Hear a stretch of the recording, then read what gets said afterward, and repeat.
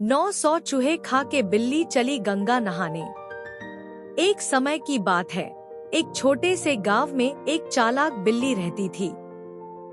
गांव के लोग उसे बहुत अच्छा और मासूम मानते थे क्योंकि वह हमेशा मीठी मीठी बातें करती थी और दूसरों की मदद करने का नाटक करती थी।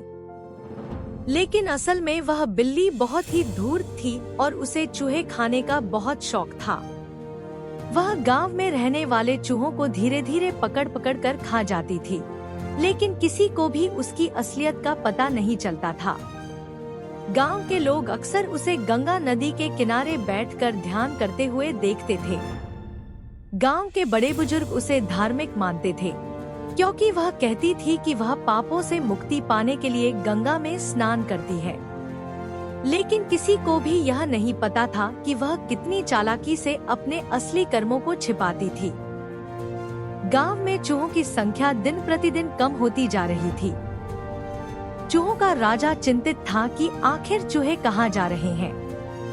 वह सोचने लगा कि शायद गांव में कोई शिकारी आ गया है जो चूहों को पकड़कर खा रहा है।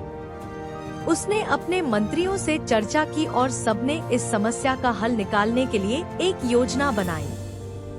चूहों का राजा बहुत समझदार था। उसने सभी चूहों को चेतावनी दी कि वे बिल्ली से दूर रहें, क्योंकि उसे शक था कि बिल्ली ही उनका शिकार कर रही है।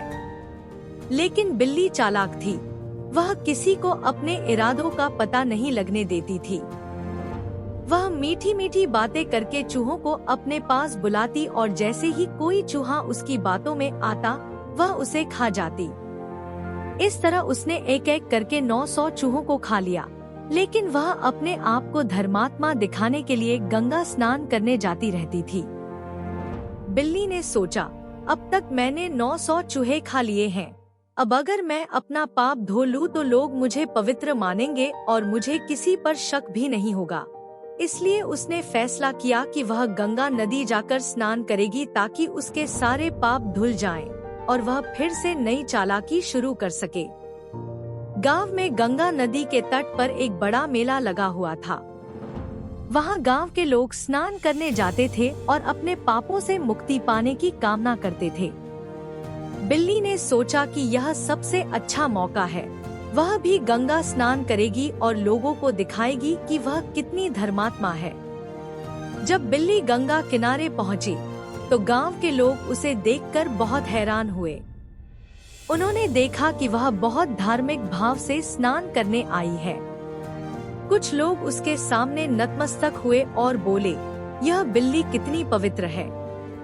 यह तो नियमित रूप से गंगा स्नान करती है। इसे तो हमारे पापों से भी मुक्ति दिला सकती है।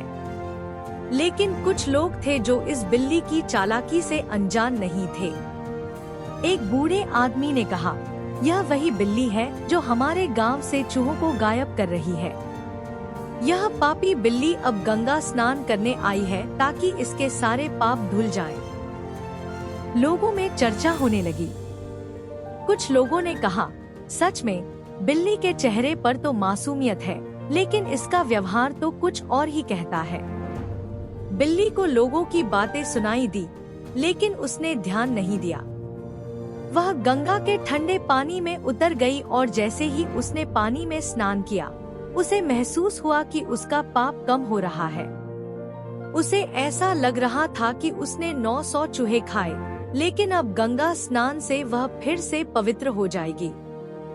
वह बार बार अपने शरीर को गंगा के पानी से धो रही थी और मन ही मन सोच रही थी, अब लोग मुझे पवित्र मानेंगे और मैं फिर से आराम से अपना जीवन जी सकूंगी। लेकिन गंगा नदी का जल सिर्फ शरीर को साफ कर सकता था, आत्मा को नहीं। जैसे ही बिल्ली स्नान करके बाहर आई, उसे एक बहुत बड़ा चूहा दिखाई दिया। यह वही चूहों का राजा था जो बिल्ली की चालाकी को समझ चुका था। उसने कहा, बिल्ली, चाहे तुम कितने भी गंगा स्नान कर लो, तुम्हारे पाप कभी नहीं धुलेंगे। तुमने हमारे 900 चूहों को खा लिया है और अब भी तुम्हारे इरादे नेक नहीं है। बिल्ली घबराई और बोली, मैं तो गंगा स्नान करके अपने पापों से मुक्ति पा चुकी हूँ। अब मैं पवित्र हूँ। लेकिन चूहों के राजा ने हंसते हुए कहा, यह सिर्फ तुम्हारी सोच है। पाप करने के बाद गंगा स्नान से आत्मा पवित्र नहीं होती। तुम्हें अपने कर्मों का प्रायश्चित करना होगा। गंगा का जल सिर्फ तुम्हारे शरीर को साफ कर सकता है, आत्मा को नहीं।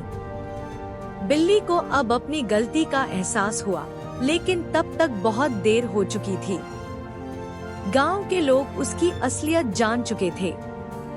इस कहानी से यह सीखने को मिलता है कि अगर आप बुरे कर्म करते हैं तो केवल बाहरी आडंबर से या धार्मिक कर्मकांडों से आप पवित्र नहीं हो सकते। सच्ची पवित्रता आपके कर्मों में होती है, और जो व्यक्ति बुरे काम करके केवल दिखावे के लिए अच्छा बनने की कोशिश करता है, उसे कभी ना कभी उसकी सच्चाई का सामना करना ही पड़ता है।